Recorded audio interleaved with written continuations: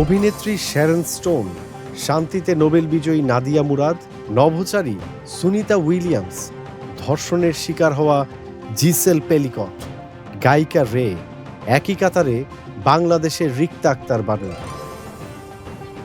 বিবিসির 2024 সালের বিশ্বের 100 জন অনুপ্রেরণা জাগানো ও প্রভাবশালী নারীর তালিকায় স্থান পেয়েছেন রিক্তা আক্তার বানু।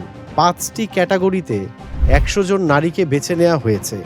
বিভাগগুলো হলো জলবায়ু কর্মী, সংস্কৃতি ও শিক্ষা, বিনোদন ও ক্রীড়া, রাজনীতি ও অ্যাডভোকেসি এবং বিজ্ঞান, স্বাস্থ্য ও প্রযুক্তি।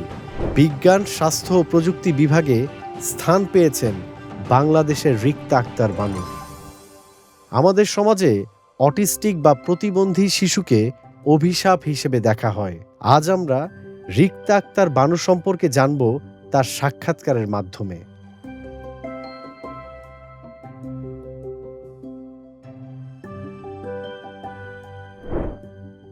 রিক্তা আক্তার বানু।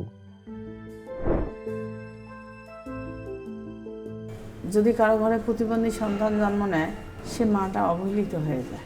আমার মেয়ে প্রতিবন্ধী, ওকে আমরা 5 বছর বয়সে আমরা স্কুলে ভর্তি করার চিন্তা ভাবনা করছি।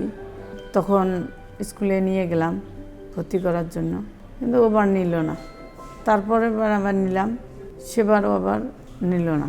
বলল যে এ বাচ্চা পাহারা দিবে কে, এরকম বাচ্চা আমাদের স্কুলে নেয় না। পরের বার 2009 সালে একজন ওর সঙ্গী সাথী করে ওকে হলো স্কুলে দিই।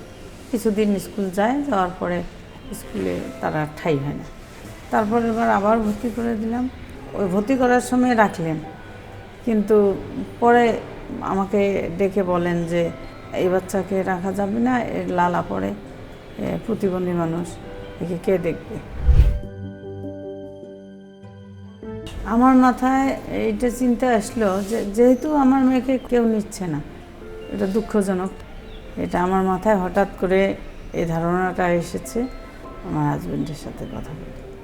যেহেতু আমার ঘরে প্রতিবন্ধী, আমার এটা মনোবাসনা, আমি আরও আমার মেয়ের সাথে আরও 10-20 জন প্রতিবন্ধীর সেবা করব। তা আল্লাহর অশেষ রহমত, এই 10 জনকার কথায় বলতে গিয়ে তার ঘরে আজকে 300-এরও অধিক প্রতিবন্ধী বিদ্যমান। এরা পাগল পাগলি স্কুল দিয়ে, এরা নিজেও পাগল পাগলি, 2 স্বামী স্ত্রী পাগল পাগলি হয়ে যাচ্ছে। এরা অরিজিনালি পাগল।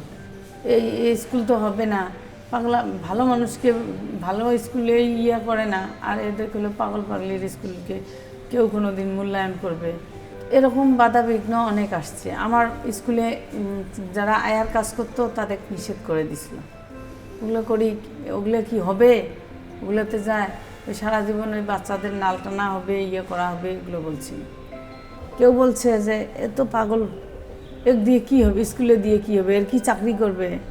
তখন আমি বুঝাইলাম যে দেখেন যে আমার মেয়ে, একে দেখছেন এ প্রতিবন্ধী, এর জন্য আমি একটা স্কুল করছি আপনাদের সন্তানদের জন্য, এরকম সন্তানদের জন্য, যাতে কেউ ঢিল না মারে। তখন ওরা নিয়ে আসে, কিন্তু ওরা আজ পর্যন্ত আমি কোনো প্রতিবন্ধীর কাছ থেকে 1 টাকার ফর্মেরও 1 টাকা নিইনি।